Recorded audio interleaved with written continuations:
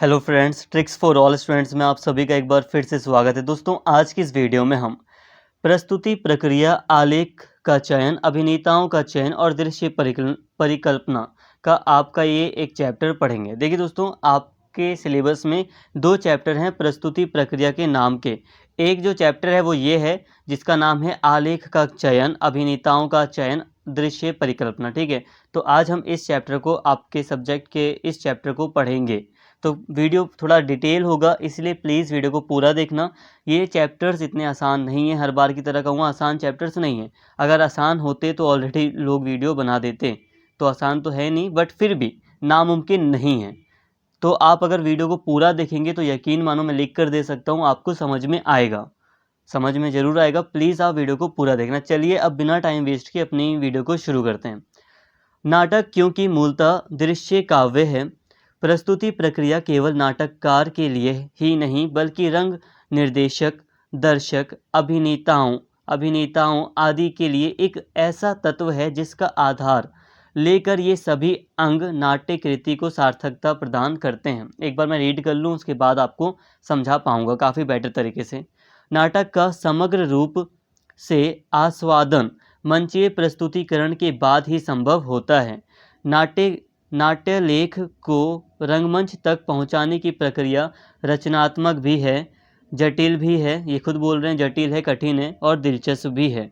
इस प्रस्तुति प्रक्रिया में निर्देशक, अभिनेता और प्रेक्षक सहकर्मी की निर्णायक भूमिका निभाते हैं। प्रस्तुति प्रक्रिया के माध्यम से ही नाटक ज़्यादा जीवंत और सृजनात्मक बनता है। अब बात करते हैं कि प्रस्तुति प्रक्रिया का मतलब क्या है। अभी तक हमने नाटक की मीनिंग को पहले के चैप्टर्स में कवर किया, नाटक का क्या मतलब होता है इसको हमने कवर कर लिया। नाटक के नियम देख लिए, नाटक को किस तरह से अरेंज किया जाना चाहिए, ये हल्का हल्का हमने पहले नाटक के बारे में, रंगमंच के बारे में कई बातें हमने की। अब जब नाटक को प्रस्तुत किया जाना है, क्योंकि जो नाटक है वो कहानी तो है नहीं, वैसे हाँ, जो मतलब पहले जैसे कि आज के टाइम पे आपने कार्टून वगैरह देखे होंगे बहुत सारे, हम विजुअल में देखते हैं, मतलब हम टीवी में कार्टून देखते हैं, बट पहले लोग कॉमिक्स की बुक वगैरह में उन्हें पढ़ा करते थे। लेकिन हकीकत तो यही है कि जो नाटक है वो दृश्य काव्य मतलब उसे, वो विजुअल वाली चीज़ है, वो जब इंसान देखेगा तो ज़्यादा बेटर तरीके से समझ पाएगा, वो कहानी नहीं है। तो नाटक को प्रस्तुत किया जाने मतलब नाटक को प्रस्तुत करने की जो प्रक्रिया है उसी को हम कहते हैं प्रस्तुति प्रक्रिया। तो यहाँ आपको प्रस्तुति प्रक्रिया का मतलब समझ में आ गया होगा। नाटक को प्रस्तुत करने की प्रक्रिया को हम प्रस्तुति प्रक्रिया कहते हैं और इसीलिए एक नाटक को सही तरह से प्रस्तुत करने के लिए ये काफ़ी आवश्यक है। यहाँ पर यही कहा जा रहा है कि ये जो प्रस्तुति प्रक्रिया है वो ना केवल नाटककार यानी कि जिसने नाटक लिखा है, नाटक बनाया है, उसी के लिए नहीं, बल्कि जो रंग निर्देशक है, मतलब जो डायरेक्टर वगैरह हैं, जो दर्शक हैं, जो अभिनेता वगैरह हैं, मतलब जो नाटक कर रहे हैं, ठीक है, जो हीरो वगैरह हैं, अभिनेता वगैरह, उन सभी के लिए एक ऐसा तत्व है जिसका आधार लेकर ही ये सभी अंग नाट्यकृति को सार्थक, मतलब एक नाटक सार्थक, एक नाटक सही बनता है। तो प्रस्तुति प्रक्रिया का काफ़ी महत्व है, जिसके कारण एक नाटक क्या होता है, एक नाटक सार्थक बनता है। आपने ये चीज़ें अभी समझी, यहाँ तक ठीक है। अब यहाँ पे बोला जा रहा है कि जो नाटक है उसका असली स्वाद, यानी कि वो नाटक असली रूप में हमें तभी समझ में आता है जब उसका मंच पर सही तरह से उसको प्रस्तुत किया जाए। जाहिर सी बात है, एक कहानी सी अगर नाटक में बता दी जाए, मान लो स्क्रिप्ट लिख दी, एक डायरेक्टर है जिसने स्क्रिप्ट लिख दी एक फ़िल्म की। अब आप बताइए वो फ़िल्म आपको सुनने में ज़्यादा समझ में आएगी कि देखने में समझ में आएगी? जाहिर सी बात है, देख कर ही फ़िल्म ज़्यादा समझ में आएगी। तो मंच पर जब कोई भी चीज़, रंगमंच वगैरह, यहाँ पर डायरेक्टली फ़िल्म नहीं आ सकती, बस मैं समझाने के लिए फ़िल्म का उदाहरण ले रहा हूँ। रंगमंच वगैरह में जैसे कि रामलीला, रासलीला, ये पुराने नाटक रहे हैं और दूसरे भी कई तरह के नाटक आप इसमें ऐड कर सकते हो। तो वो प्रस्तुत होने के बाद ही समझ में आते हैं, तो उनका प्रस्तुतिकरण काफ़ी इम्पॉर्टेंट है। अब यहाँ बताया जा रहा है कि जो नाट्य लेख को रंगमंच, अब जो स्क्रिप्ट तैयार की गई है नाट्य किससे संबंधित, उसको रंगमंच पर, स्टेज पर परफॉर्मेंस जो दी जाती है, वो एक रचनात्मक प्रक्रिया। रचनात्मक प्रक्रिया मतलब उसमें नए नए प्रयोग किए जाते हैं, उसमें नए विचार भी ऐड किए जाते हैं। तो ये जो प्रक्रिया है वो जटिल है। नाटक को रंगमंच पर मंच के ऊपर प्रस्तुत करना, चाहे आप फिल्म का भी उदाहरण ले लो। अब आपने स्क्रिप्ट तैयार कर ली, आप उसको अब सही मायने में आप एक फ़िल्म बना रहे हो तो वो प्रक्रिया जटिल होगी। स्क्रिप्ट तैयार करने के बाद भी आपको काफ़ी चीज़ें, बहुत ज़्यादा मेहनत आपको करनी पड़ेगी और ये दिलचस्प भी है, मतलब एक इंटरेस्ट भी होता है इस प्रक्रिया में। अब ये जो प्रक्रिया है, प्रस्तुति प्रक्रिया, इसमें निर्देशक, अभिनेता, डायरेक्टर हो गया, हीरो वगैरह हो गया जो पार्टिसिपेंट है नाटक में, और जो देखने वाले जो लोग हैं, जो सही मतलब बताते हैं कि क्या चीज़ें गलत लग रही हैं, सही लग रही हैं नाटक में, परफॉर्मेंस में। तो ये लोग काफ़ी निर्णायक भूमिका निभाते हैं। इनका एक महत्व होता है प्रस्तुति प्रक्रिया में। प्रस्तुति प्रक्रिया के माध्यम से ही नाटक जो है वो ज़्यादा जीवंत और सृजनात्मक बनता है। देखो, जब नाटक को अच्छे से प्रस्तुत किया जाता है तो वो हकीकत लगने लगता है, तो जीवंत और सृजनात्मक बनता है। कैसे? प्रस्तुति प्रक्रिया के ही तहत। अब यहाँ पे दोस्तों थोड़ा-सा यहाँ पे आपको समझ नहीं आ रहा होगा, बस अब यहाँ पे एक थोड़ा कंक्लूड कर लेते हैं। यहाँ पर अभी नोट्स में मैंने आपको बस यही समझाया कि जो प्रस्तुति प्रक्रिया है वो नाटक को परफ़ॉर्म करने की एक प्रक्रिया होती है, और नाटक को परफ़ॉर्म करना मतलब नाटक को मंच पर प्रस्तुत करना बहुत ज़्यादा महत्व रखता है, और इसमें निर्देशक, दर्शक, अभिनेताओं की काफ़ी महत्वपूर्ण भूमिका होती है। जो प्रेक्षक सहकर्मी होते हैं उनकी काफ़ी अहम भूमिका होती है। तो यहाँ तक आपको समझ में आया होगा। अब हम बात करते हैं नाट्य कृति का चुनाव। अब इसे समझ लेते हैं। नाट्य कृति का चुनाव रंग प्रस्तुति प्रक्रिया का पहला और सर्वाधिक महत्वपूर्ण कार्य है। इसको केंद्रित कर संपूर्ण रंग प्रक्रिया का ताना बाना तैयार किया जाता है। इसके अभिप्राय का संप्रेषण करना संपूर्ण प्रस्तुति का लक्ष्य भी होता है। नाट्य कृति का चुनाव गंभीरतापूर्वक किया जाना चाहिए। देखिए दोस्तों, यहाँ पे आपको बताया जा रहा है कि जो नाट्य कृति है, मतलब कि जो नाटक तैयार किया गया है, स्क्रिप्ट वगैरह कह लो, उसका चुनाव करना ही सबसे पहली प्रक्रिया होती है। प्रक्रिया का पहला एक चरण कह लो आप इसे। प्रस्तुति प्रक्रिया का एक पहला चरण क्या है? इसमें नाट्य कृति का चुनाव किया जाता है, और ये सबसे महत्वपूर्ण कार्य है। इसमें सभी चीज़ों को एक बार केंद्रित कर लिया जाता है, एक अंदाज़ा लगाने की बात की जाती है, एक स्ट्रक्चर, ताना बाना तैयार कर लिया जाता है। माइंड में एक हल्का-हल्का अंदाज़ा लगा लिया जाता है कि कैसे हमें नाटक को प्रस्तुत करना है। वैसे यहाँ पे सबसे पहले नाटक को अच्छे से समझा जाता है, और नाटक को अपनाया जाता है कि हम इस कहानी के ऊपर ही चलेंगे। ठीक है? यहाँ तक ये चीज़ें तय की जाती हैं, और यहाँ यही कहा जा रहा है कि ये जो कार्य है उसे काफ़ी गंभीरतापूर्वक किया जाना चाहिए, सोच विचार के। इसका तात्पर्य है ऐसे नाटक से जो नाटक खेलने वालों को सृजन का संतोष दे। अब ऐसा नाटक का चुनाव करना है, या ऐसी नाट्य कृति को ध्यान में रखना है, चुनाव करना है उसका, जो नाटक करते हैं जो व्यक्ति, उनको कोई दिक्कत ना हो।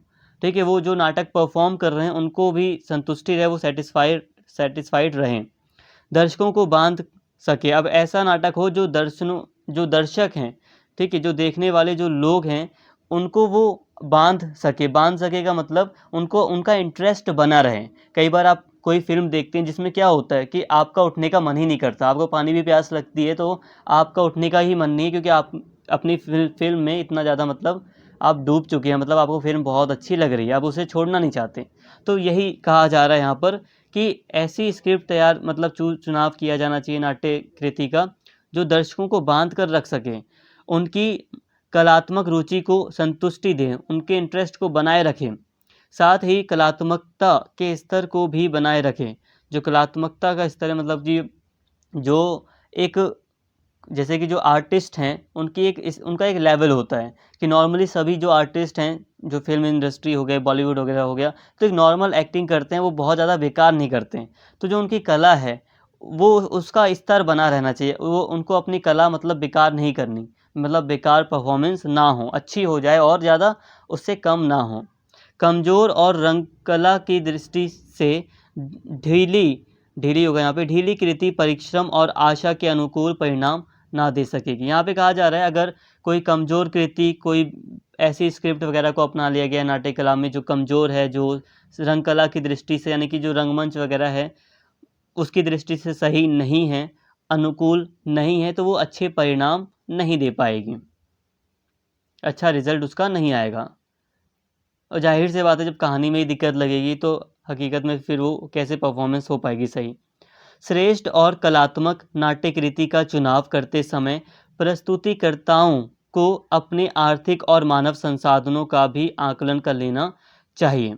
अब देखो दोस्तों, जो नाट्य कृति अपनाई गई है उसका चुनाव तो किया ही जाता है, बट साथ में ही जो प्रस्तुतिकर्ता हैं उनको अपने रिसोर्सेज देख लेने चाहिए कि जो आपने जो कहानी अपनाई है, क्या आपके पास उतना पैसा है उस कहानी को परफॉर्म हकीकत में बदल मतलब उसके ऊपर एक रंगमंच तैयार करने के लिए, क्या आपके पास इतना मानव संसाधन है।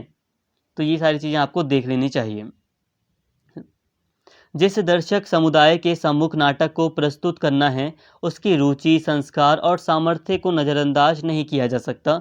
इन सब बातों को ध्यान में रखकर किया गया नाट्यकृति का चुनाव निश्चय ही प्रस्तुति प्रक्रिया को सही दिशा दे सकेगा। अब देखो, जो दर्शक कौन है, मान लो मैं अपना कंटेंट बना रहा हूँ, अब मैं ही हूँ, अब मैंने एक स्क्रिप्ट तैयार कर ली छोटी सी, बहुत बड़े तो हूँ नहीं मैं, एक छोटी सी स्क्रिप्ट तैयार कर ली कि मुझे ये चीज़ें बतानी हैं, और मैंने एक टॉपिक चूज़ कर लिया कि मैं आज मतलब मैं आज समझाऊंगा बच्चों को कि शताब्दी और दशक में क्या अंतर होता है, ये मैं आपको समझाऊंगा बच्चों को। मैंने एक स्क्रिप्ट छोटी सी तैयार कर ली और मैंने इस टॉपिक को चुना, ठीक है।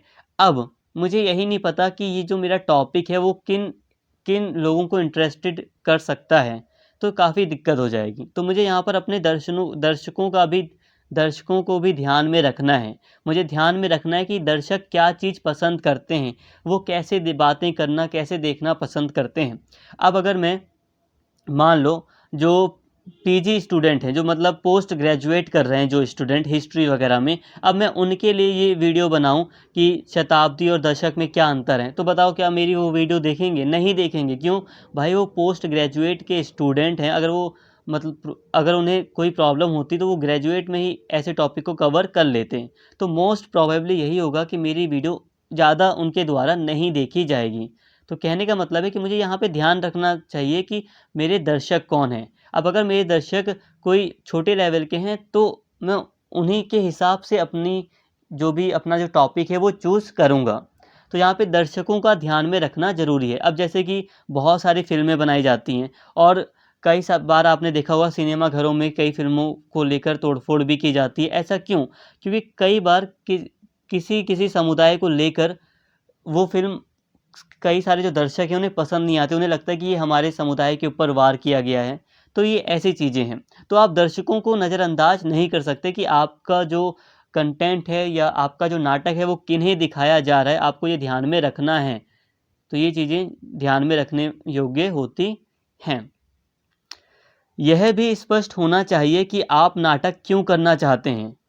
मतलब आप जो नाटक तैयार कर रहे हो, आपने वो क्यों आप उसे परफॉर्म करना चाहते हैं, प्रस्तुत करना चाहते हैं? क्या मात्र दर्शक मनोरंजन करना आपका लक्ष्य है, अथवा कोई सार्थक अनुभूति या संदेश संप्रेषित करना चाहते हैं, अथवा कोई नया प्रयोग करना आपका लक्ष्य है? अब लक्ष्य भी पता होना चाहिए। जैसे कि कोई डायरेक्टर है, जैसे कि अब कश्मीर फाइल्स, अब अगर आप पूछो कश्मीर फाइल्स के जो निर्माता रहे हैं, जो हीरो वगैरह रहे हैं उसमें, मतलब जो किरदार रहे हैं, आप उनसे पूछो कि आपका क्या लक्ष्य था उस फ़िल्म में, तो वो कहेंगे कि हमारा लक्ष्य था कि जो कश्मीरी पंडित थे, उनके साथ जो अन्याय हुआ था, उनको बताना था हमारा लक्ष्य। वो ये तो नहीं कहेंगे कि हमारा लक्ष्य था कि हम फ़ेमस होना चाहते थे एक्टिंग के मामले में, या हम एक नया मुकाम हासिल करना चाहते थे एक अच्छी एक्टिंग करके, नहीं।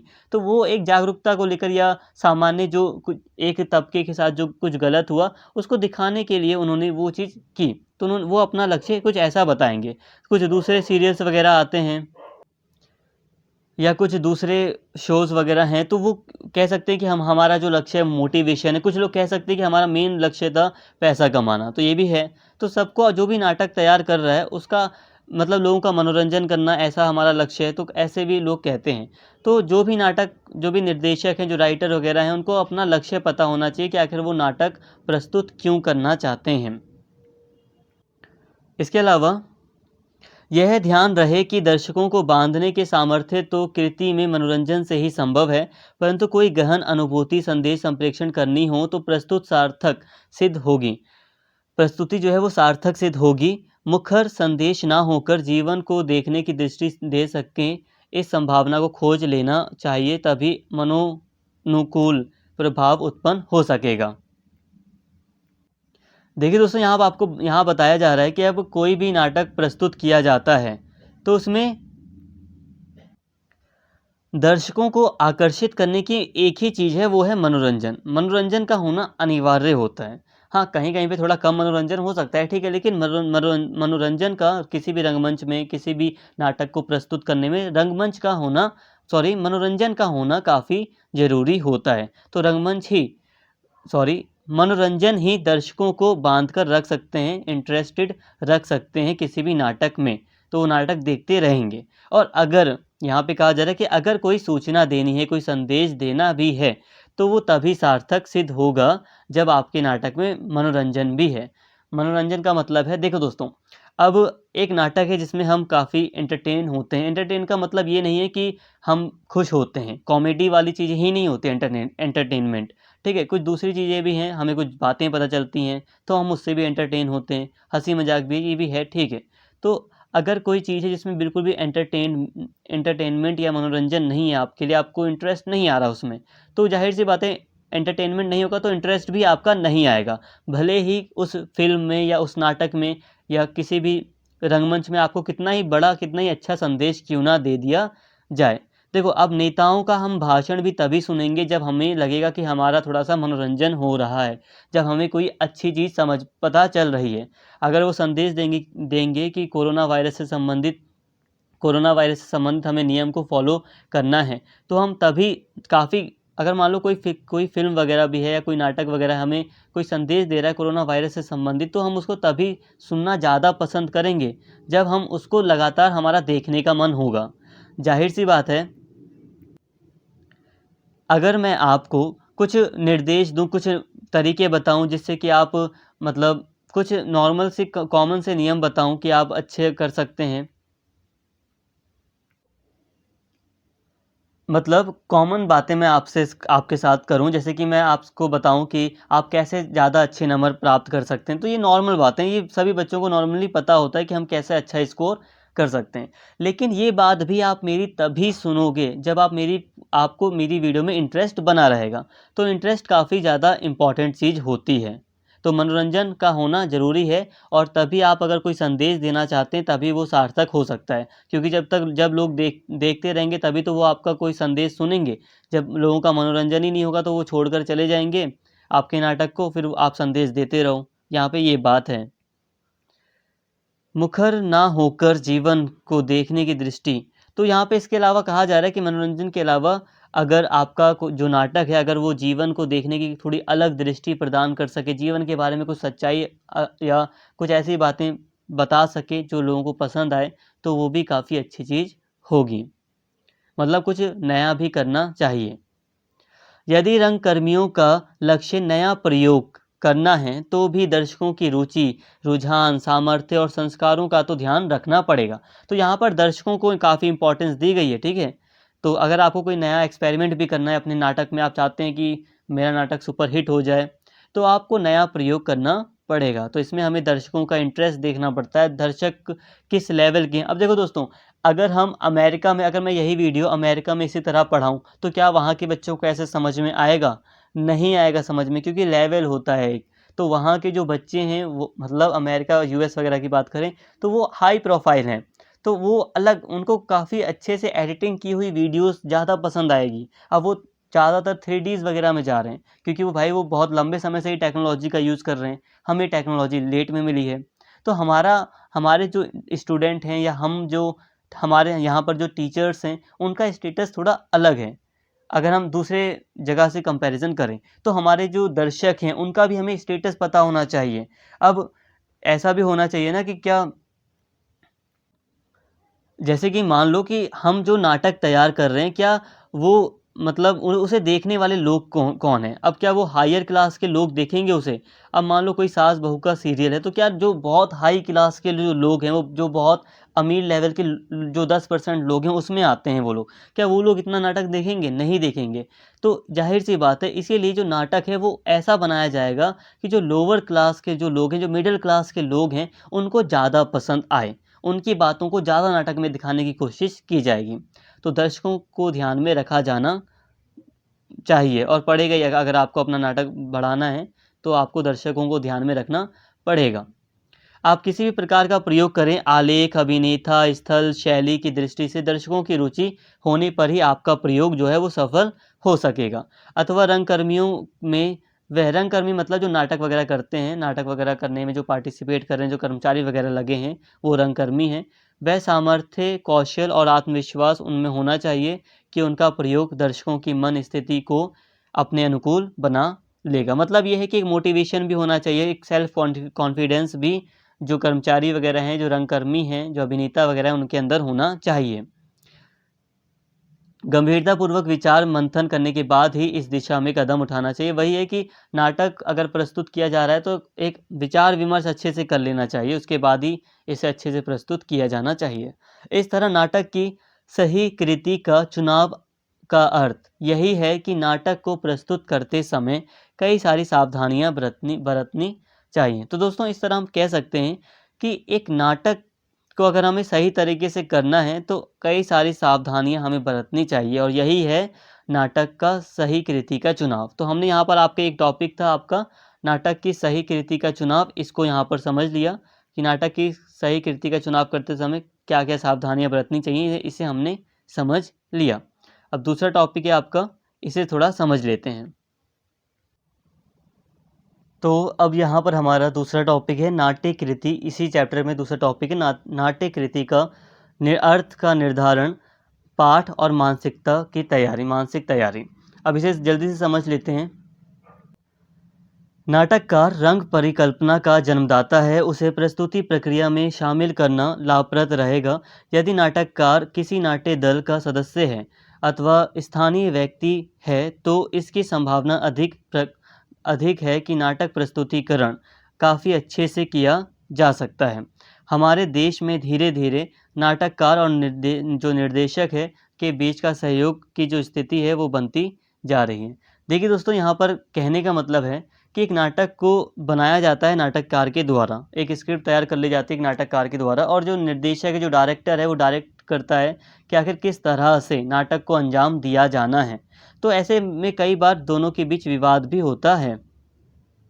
जैसे कि डायरेक्टर कहता है कि कहानी में ये चीज़ चेंज करो, कहानी में जो स्क्रिप्ट मतलब जो नाटक की जो कहानी स्टोरी तैयार की गई है इसमें ये चीज़ें चेंज करो, स्क्रिप्ट ऐसे तैयार करो। तो ये दोनों की एक इम्पॉर्टेंट भूमिका होती है नाटक बनाने में, और डायरेक्टर के द्वारा और नाटककार के द्वारा, इन दोनों के द्वारा ऐसे प्रयास किए जाते हैं जिसके कारण दोनों में ही काफ़ी मतभेद होता है। तो यहाँ पर यही कहा जा रहा है कि अगर नाटक ये प्रस्तुत किया जाता है ना, जो प्रस्तुतिकरण की जो प्रक्रिया है, अगर उसमें नाटककार को शामिल किया जाता है, अगर नाटककार को शामिल किया जाता है तो ये काफ़ी लाभप्रद होगा प्रस्तुति प्रक्रिया के लिए। ठीक है, काफ़ी अच्छे से फिर नाटक को प्रस्तुत किया जा सकता है।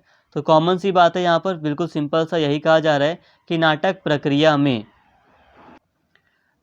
नाटककार को भी शामिल करना चाहिए। ठीक है, ये आप नॉर्मल सी बात यहाँ पर कही जा रही है, और ज़्यादा संभावना है कि नाटक फिर अच्छे से प्रस्तुत किया जा सकेगा। नाटक की पहली बार में होने वाली प्रस्तुति में प्रकाश से पूर्व यदि नाटककार शामिल हो सके तो मंचन प्रक्रिया में निर्देशक के सहयोग से आलेख का जो व्यावहारिक और प्रभावशाली स्वरूप बनता है, लेखक अपने लेखन में उसे स्थान दे सकता है। देखिए दोस्तों, ये एक फ़ायदा है, यहाँ पे बोला जा रहा है कि अगर नाटक को प्रस्तुत करने से पहले, प्रकाश से पूर्व मतलब प्रस्तुत करने से पहले, नाटक तैयार मतलब नाटक असली में होने से पहले अगर नाटककार को भी इसमें शामिल कर लिया जाएगा तो वो निर्देशक जो डायरेक्टर है उससे बातचीत करके, उसके साथ सहयोग करके कई सारे अच्छे सजेशन दे सकता है कि कहानी को ऐसे ऐसे थोड़ा सा हम बदल भी सकते हैं। ठीक है, ये सारी चीज़ें हैं, तो ऐसे काफ़ी लाभप्रद चीज़ें हो सकती हैं, फ़ायदा हो सकता है। और जो लेखक है उसको भी एक आइडिया मिल जाएगा, तो अगली बार अगर वो स्टोरी लिखता है तो उसे ध्यान में रखना पड़ेगा कि क्योंकि जब हम प्रस्तुत करते हैं तो ऐसी ऐसी कठिनाइयाँ भी आती हैं, तो वो कई सारी चीज़ों को ध्यान में भी रखेगा। यह समर्थ निर्देशक के सहयोग से ही संभव हो पाएगा। नाटककार की सहमति और उसकी रंग परिकल्पना को समझने में सहायक बनने के लिए यदि लेखक को आमंत्रित किया जाता है तो वह सहर्ष तैयार हो जाएगा, किंतु बार बार परिवर्तन की मांग से, बार बार बदलाव की मांग करने से नाटककार और निर्देशक के बीच अनावश्यक तनाव ही बढ़ता है। यदि अपनी प्रस्तुति में निर्देशक आवश्यक परिवर्तन के लिए स्वतंत्र है, लेकिन उसमें लेखक की सहमति हो यह आवश्यक नहीं। प्रकाशित आलेख में नाटक से छेड़छाड़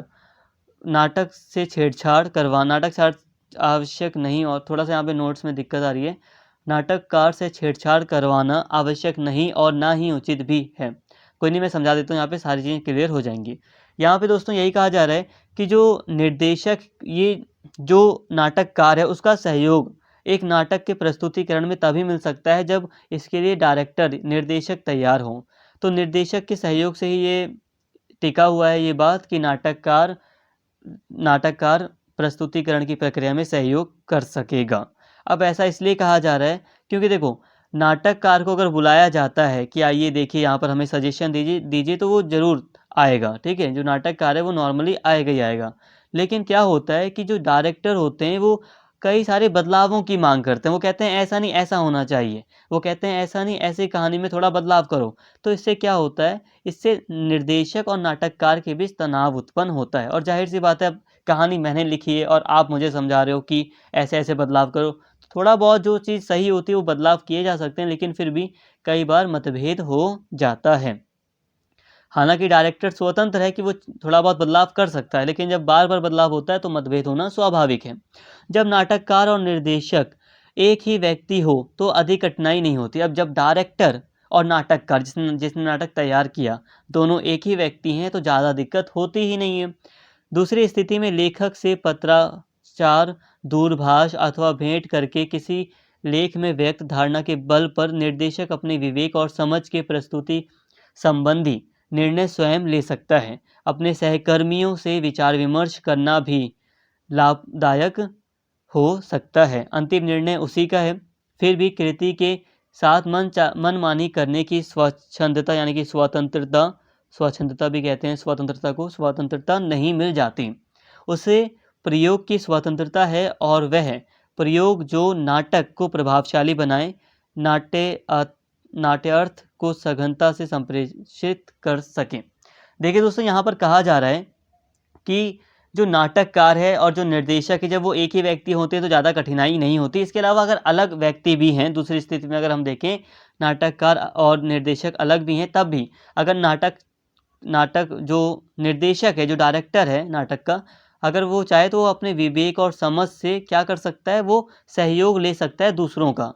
जैसे कि वो नाटककार के साथ समय समय पर बैठक करे, उससे बातचीत करे, अपनी बुद्धि से काम ले, दिमाग से काम लेते हुए, धैर्य से काम लेते हुए वो विचार विमर्श करें, ठीक है। और इसके अलावा जो दूसरे जो कर्मचारी हैं, जो सहकर्मी हैं, उनसे भी वो विचार विमर्श करे, उनसे भी थोड़ा सा सलाह वगैरह ले, तो इससे काफ़ी लाभदायक स्थितियां पैदा हो सकती हैं। इससे हो सकता है कि जो नाटक है वो काफ़ी अच्छे से प्रस्तुत किया जाए। तो यहाँ पे यही कहा जा रहा है कि वैसे जो डिसीज़न है, जो अंतिम डिसीज़न है, वो डायरेक्टर का ही है, डायरेक्टर को ही लेना है अंतिम डिसीज़न। फिर भी उसे सलाह वगैरह लेनी चाहिए ताकि नाटक को अच्छे से प्रस्तुत किया जा सके।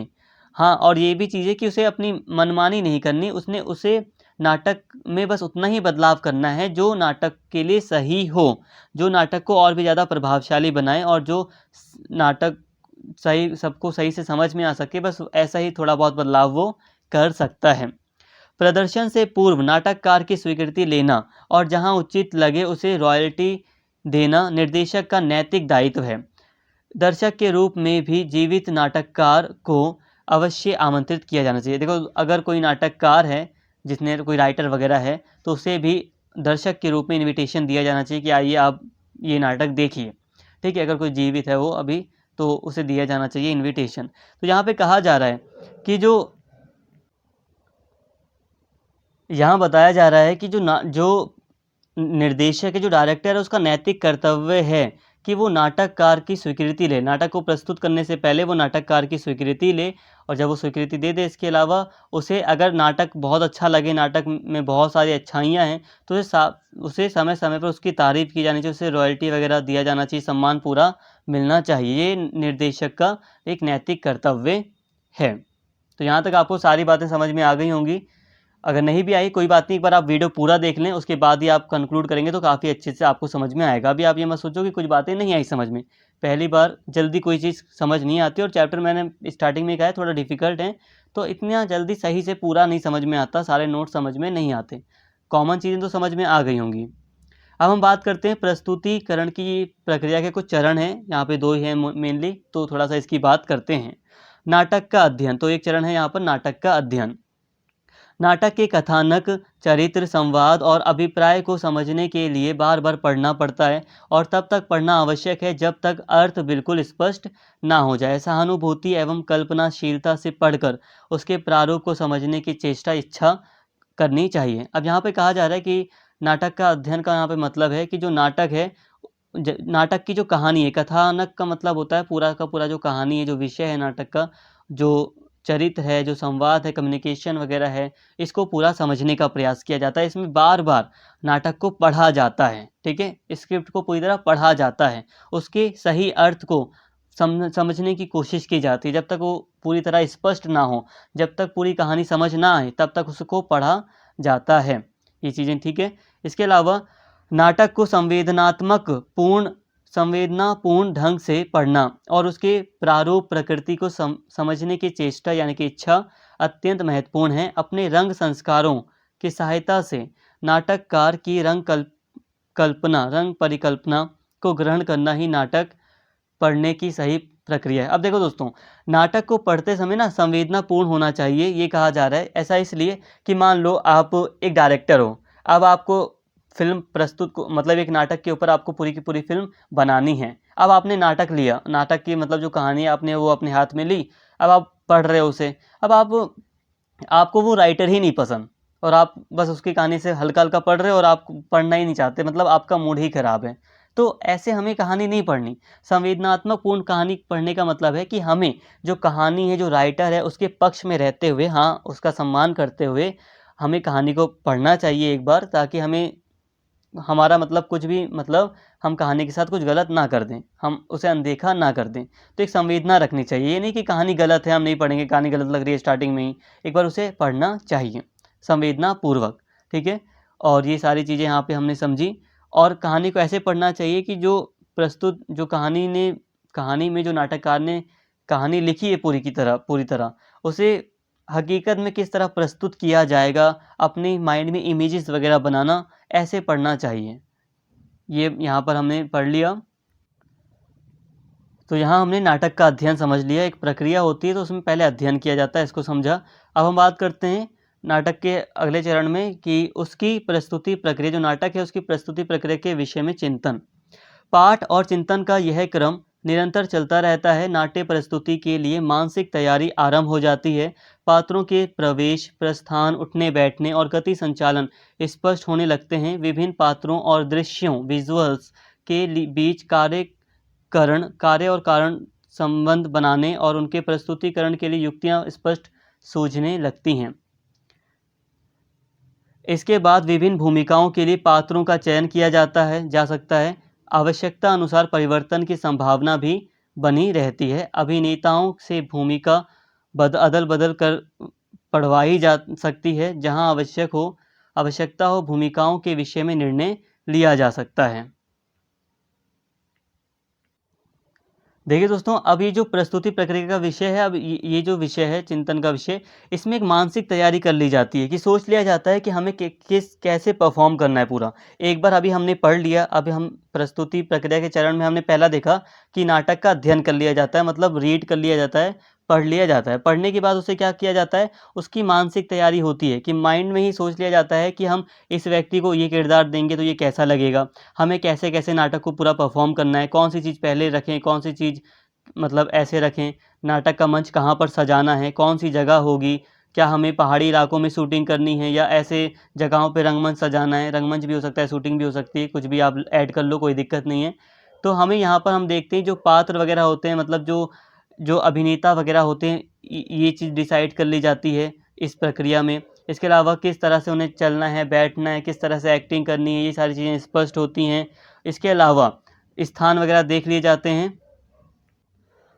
यूँ कहा जा सकता है कि पूरी एक तैयारी कर ली जाती है, एक पूरा एक स्ट्रक्चर तैयार कर लिया जाता है कि किस-किस तरह से हमें हकीकत में नाटक को प्रस्तुत करना है। नाटक की कहानी से संबंधित जो विवाद होता है उसको एक स्टॉप कर दिया जाता है, नाटक को समझ लिया जाता है, कहानी को एक तरह से अडॉप्ट करने के बाद ये प्रक्रिया शुरू होती है।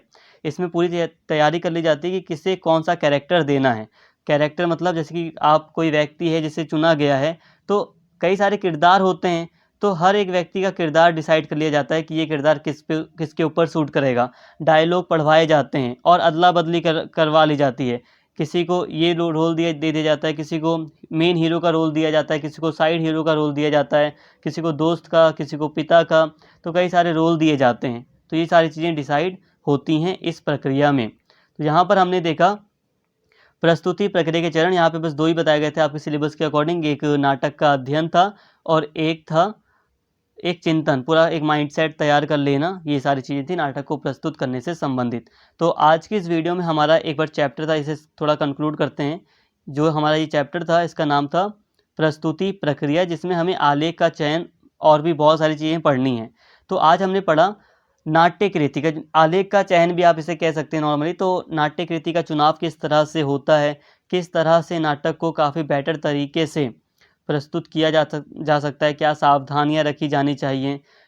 नाट्यकृति के का अर्थ क्या है? अर्थ का मतलब यहाँ पे यही था कि किस तरह से तैयारी की जानी चाहिए, क्या सावधानियाँ बरतनी चाहिए। जैसे कि डायरेक्टर और जो नाटककार है, जो निर्देशक है, जो नाटककार है, उसका सहयोग होना, दोनों का सहयोग होना आवश्यक है। सॉरी दोस्तों, दोनों का सहयोग होना आवश्यक है, तब जाकर नाटक जो है वो काफ़ी अच्छे से परफ़ॉर्म हो सकता है।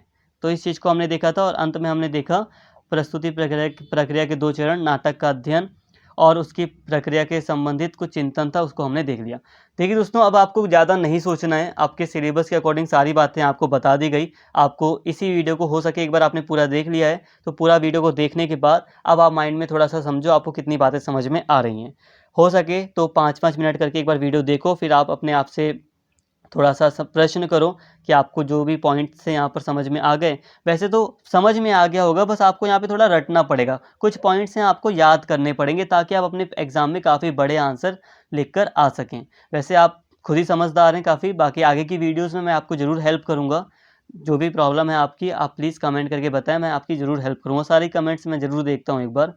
तो दोस्तों, उम्मीद करता हूँ सारी बातें आपको क्लियर हो गई होंगी। अब नेक्स्ट लेक्चर में हम इस चैप्टर को कवर करेंगे, अभी इसका बहुत ज़्यादा पार्ट रह गया है। नेक्स्ट लेक्चर में इसे हम कवर कर लेंगे। उम्मीद करता हूँ वीडियो आपको अच्छी लगी होगी।